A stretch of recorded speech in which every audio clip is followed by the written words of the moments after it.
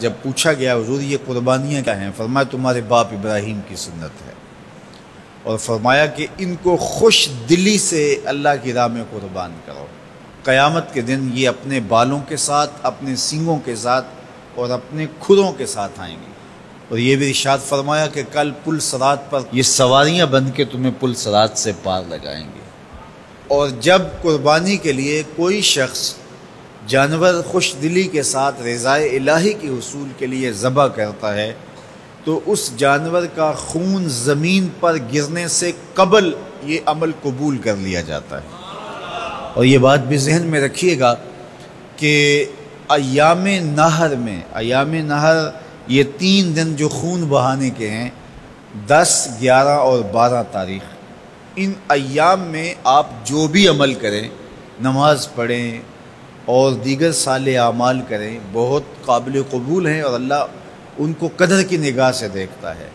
لیکن ان ایام میں جو سب سے زیادہ اللہ کو محبوب عمل ہے وہ راہ خدا میں خون بہانا ہے، قربانی پیش کرنا ہے۔ تو قربانی کا کوئی اور متبادل نہیں ہو سکتا۔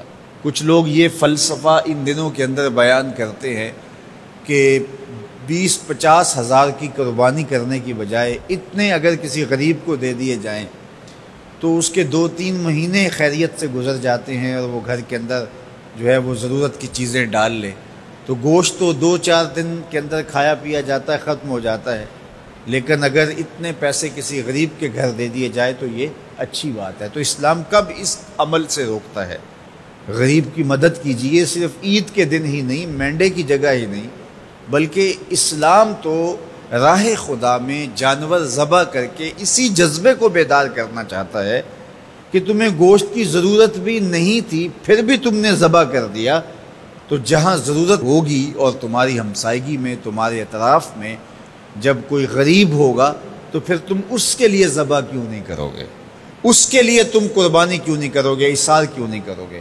یہاں تو پھر بھی ہم گوشت خود کھا لیتے ہیں یا غرباء میں بانٹ دیتے ہیں، لیکن منا کی وادی میں جہاں لاکھوں قربانیاں پیش کی جاتی ہیں وہاں تو جانور کاٹ کے اس کو ذبح کر کے بس چھوڑ دیا، اس کے گوشت سے غرض ہی نہیں ہوتی۔ زیادہ تر حجاج ایسے ہوتے ہیں جن کو یہ بتا دیا جاتا ہے کہ تمہاری قربانی کر دی گئی ہے، اور وہ فون کال کے انتظار میں یا حکومت وقت کی جانب سے دیے گئے وقت کے بعد حلق کروا دیتے ہیں۔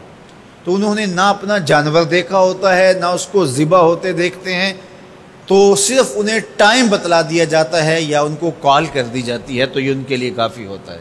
تو وہاں تو گوشت کھانا بھی مقصود نہیں، تو صرف اللہ کی رضا کے لیے جانور ذبح کرنا۔ تو جب رضائے الہی کے لیے جانور ذبح کرنے کا جذبہ پیدا کر کے تمہیں راہ خدا میں خرچ کرنے کی ترغیب دی جاتی ہے تو پھر تم پورا سال خرچ کرو گے، تمہارے لیے کوئی مشکل اور کوئی مشقت نہیں ہوگی۔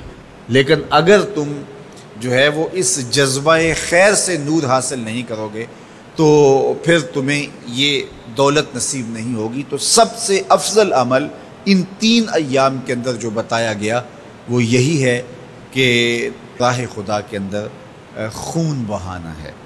اللہ کے محبوب علیہ الصلوۃ والسلام کی خدمت میں جو ہے وہ مینڈے لائے گئے جو چتکبرے تھے، اور حضور علیہ الصلوۃ والسلام نے اپنے مبارک ہاتھ سے ان کو ذبح کیا۔